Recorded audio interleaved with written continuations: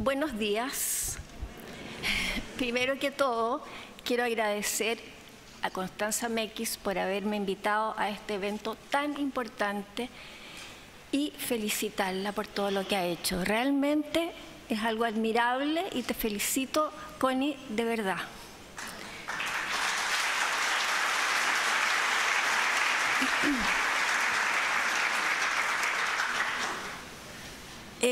Yo me acabo de enterar que mi edad cronológica, según la tabla periódica de los elementos, es el oro.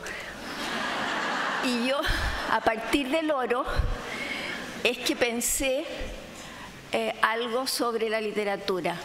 Entre mi edad del oro y mis años de escribidora, estuve reflexionando a partir de una frase muy acerada que dijo Kafka. Un buen libro es un hacha que rompe el mar helado que tenemos dentro. Fue esta acerada frase la que me llevó a reflexionar sobre lo que significa leer la letra en la literatura.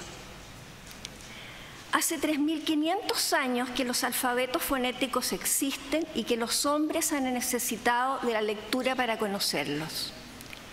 En la tradición judeo-cristiana, el universo está concebido como un libro hecho de cifras y letras, y la llave de la comprensión del universo consiste en la capacidad de leerlas correctamente y dominar sus combinaciones. Y en la mayoría de las culturas alfabetizadas, islámica, judía, cristiana, maya o budista, es en la lectura de sus textos donde se encuentra la clave para saber qué somos, de dónde venimos y dónde nos encontramos. Si bien hoy Internet multiplica los textos y guarda en todas las lenguas la información imaginable, la tarea de aprenderlos sigue requiriendo de buenos lectores. Incluso la memoria necesita de refuerzos de nuevas lecturas para recrear, innovar y crecer. Pero hay una manera de leer la letra cuyo fin no es solo adquirir conocimientos. ¿Qué pasa cuando leemos poesía o nos adentramos en una novela? ¿Qué nos sucede cuando leemos un libro que nos apasiona? Virginia Woolf decía que ella leía para descubrir un mundo nuevo. Nabokov estaba seguro de que el encantamiento que producía un buen libro no llenaba un vacío intelectual, sino que llenaba el espíritu. Según Orhan Pamuk, Nobel de Literatura, las novelas llenas de gente, rostros y objetos que creemos reconocer ponen al descubierto los colores y complejidades de nuestras vidas. Leer es un acto gratuito y libre. Se lee para entretenerse, para aislarse, para vivir otras vidas, para quedarse pensando, para viajar. Cada persona es única en la lectura y ningún conocimiento abre una posibilidad tan vasta como el acto de leer. Todo es válido en la lectura. Si uno quiere, se puede saltar las descripciones que lo aburren o abandonar la lectura en la mitad de una novela considerada genial por la crítica, sin vergüenza alguna. Hay libros que se leen con admiración, otros con prejuicios, algunos con nostalgia y otros solo para conocer el final de la historia. Hay libros que dejamos para leer en el tren, para la noche en la cama o sentados en el sillón preferido. Henry Miller decía que había pasajes del Ulises a los que solo se podía extraer su contenido si se leían en el baño. No se lee como tarea, como problema o para entender. Y esto es porque así también sucede en la literatura por parte del escritor. La literatura tampoco se escribe como tarea para enseñar algo o para resolver problemas. El buen escritor muestra, sugiere, no afirma. Nunca su meta es didáctica y solo le interesa dar a conocer el mundo. El análisis queda para el que lee. Porque, como dice Joseph Conrad, el autor solo escribe la mitad del libro. De la otra parte se ocupa el lector. Si hemos leído un cuento de Chekhov, por ejemplo, quizás luego se despierte en nosotros el ser más solidarios con la humanidad.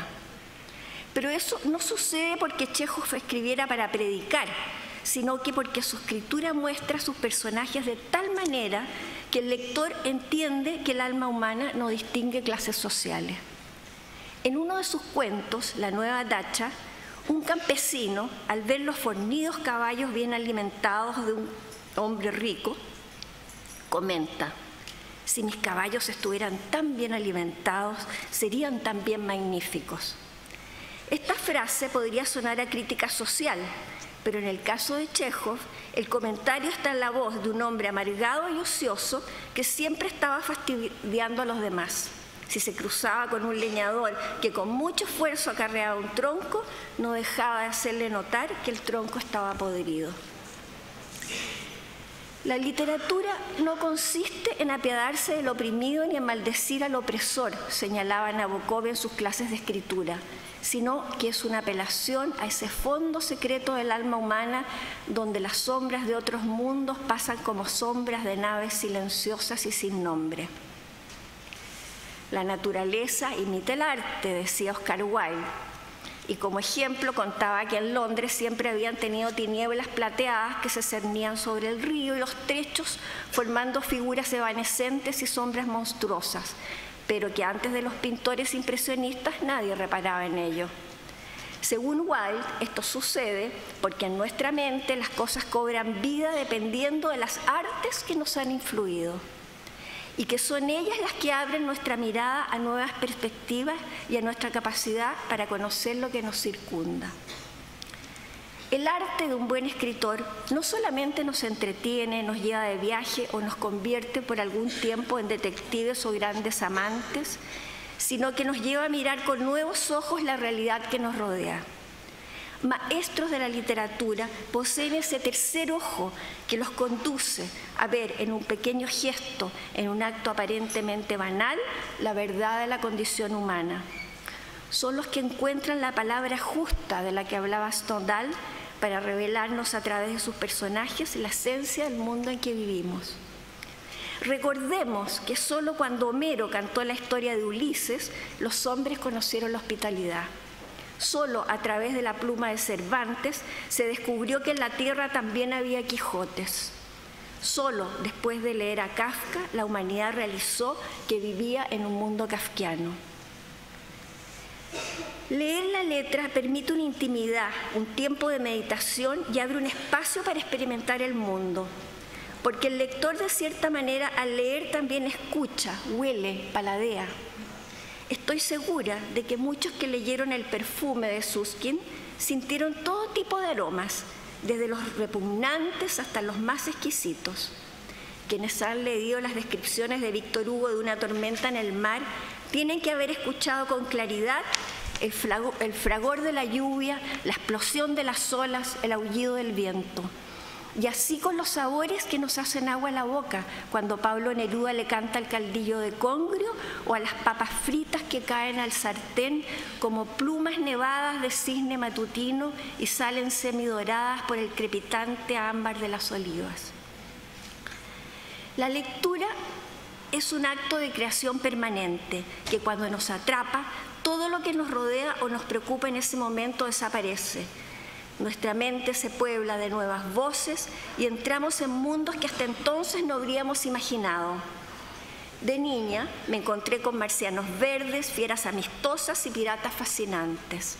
De adolescente fui descubriendo que enamorarse no es siempre maravilloso y que el mundo de los adultos podía ser bastante complicado. Hoy, cuando leo un buen libro, me vuelvo más lúcida y las voces que me llegan a través de las palabras estimulan mis voces interiores que podrían haber quedado calladas para siempre si ese libro no hubiera llegado a mis manos. Las palabras siempre nos ayudan porque son mágicas. Recuerdo de chica haber leído cuentos en los que me encontraba con palabras que no conocía, pero me llamaban la atención porque al pronunciarlas me sonaban misteriosas. Y si no tenía a nadie cerca para preguntarle su significado, seguía leyendo. Al cabo de un tiempo, la misma palabra se repetía en otro cuento, hasta que finalmente, como por arte de magia, llegaba a entenderla sin que nadie me la hubiese explicado. Es por eso que a partir de mi experiencia, siempre me he resistido a simplificar demasiado el lenguaje cuando escribo para niños. ya que sigo creyendo que las palabras son sabias y empecinadas. Estoy segura de que ellas se resisten a abandonar nuestras mentes y resurgen con claridad cuando las necesitamos, contribuyendo así a ampliar nuestro vocabulario y a relacionarnos mejor con el idioma.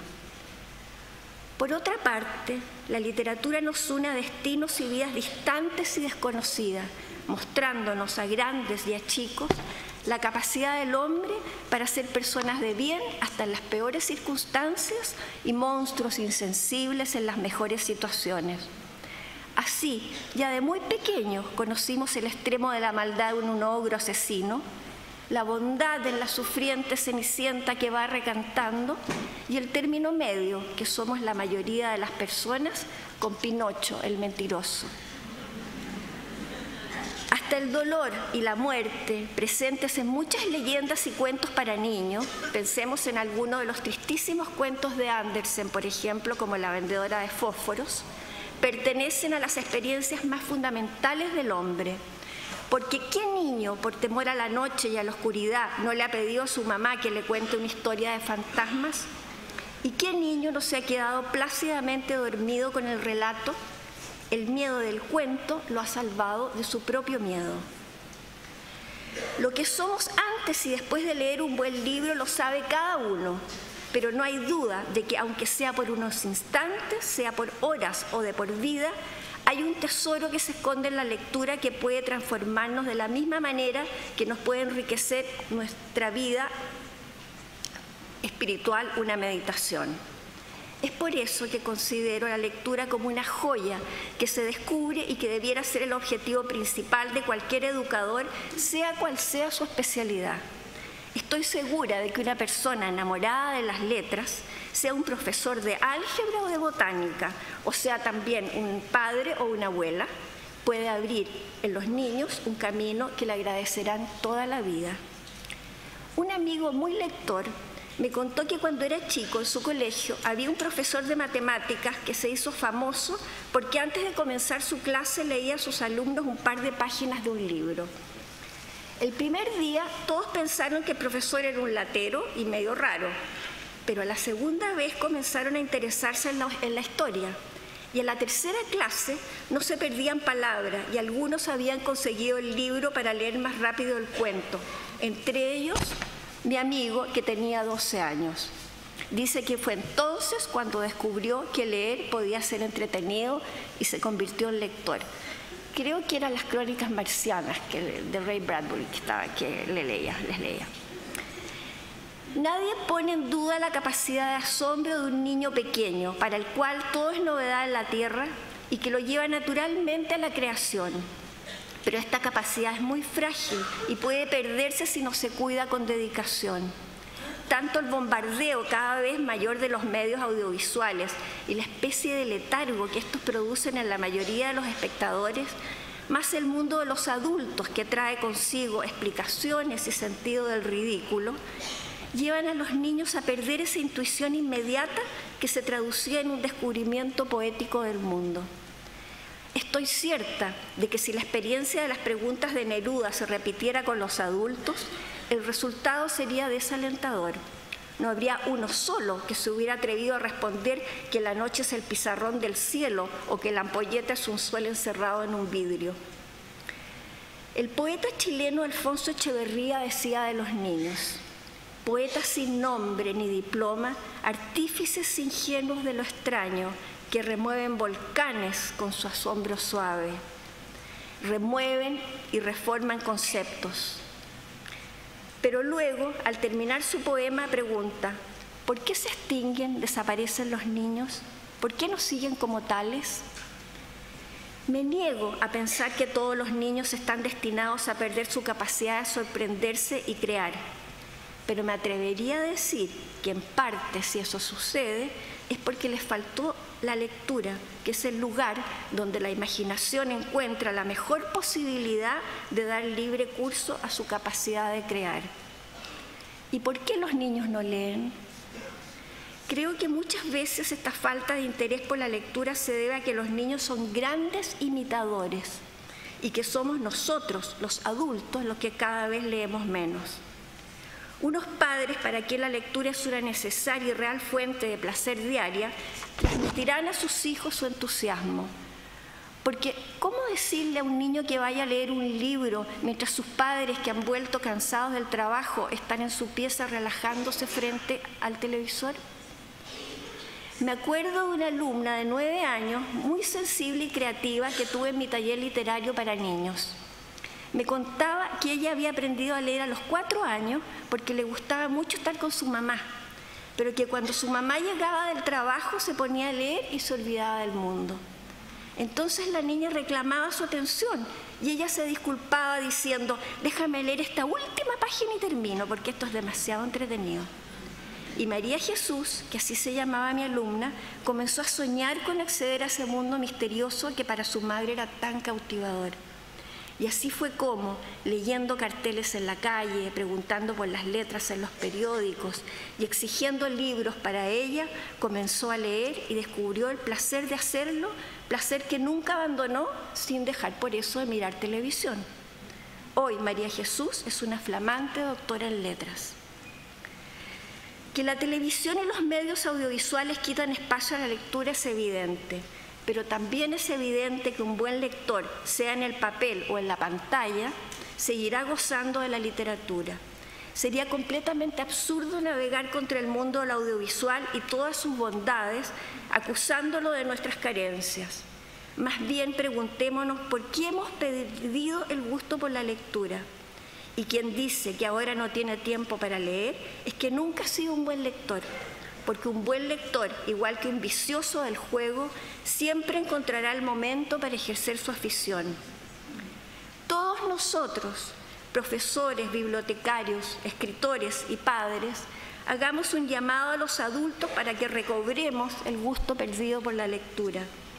Terminemos con el miedo que nos da sumergirnos en una novela que tiene, horror, 400 páginas. Atrevámonos a iniciar una aventura junto a Ana Karenina o al capitán Ahab y pasadas las primeras páginas nos daremos cuenta de que no podemos soltar el libro.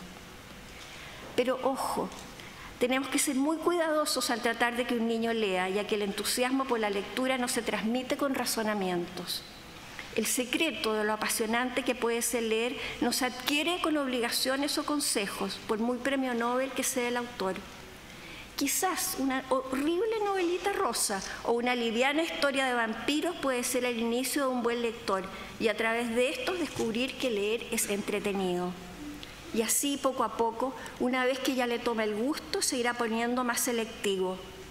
La semilla se comienza a sembrar según las inclinaciones de cada uno y en un niño chico hasta el Pato Donald puede ser el inicio de una relación con las letras.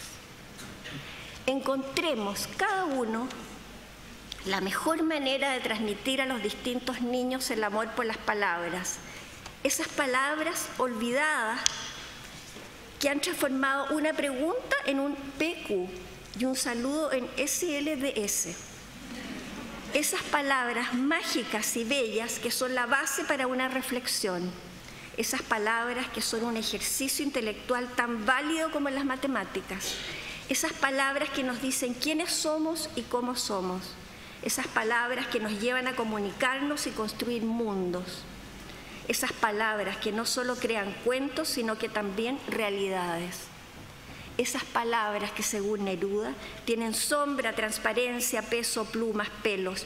Tienen todo lo que se les fue apagando, agregando de tanto rodar por el río, de tanto transmigrar de patria, de tanto ser raíces. Esas palabras que llevarán a nuestros niños a imaginar y pensar, y los transformará en hombres que inventan, que opinan, que tienen espíritu crítico.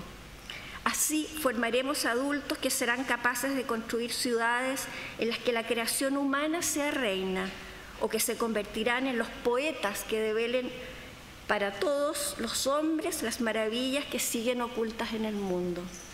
Y quizás entonces los que hoy son niños llegarán un día a coincidir con Jorge Luis Borges cuando decía: hay quienes no pueden imaginar un mundo sin pájaros, hay quienes no pueden imaginar un mundo sin agua. Yo no puedo imaginar un mundo sin libros. Uno llega a ser grande no por lo que escribe, sino que por lo que lee.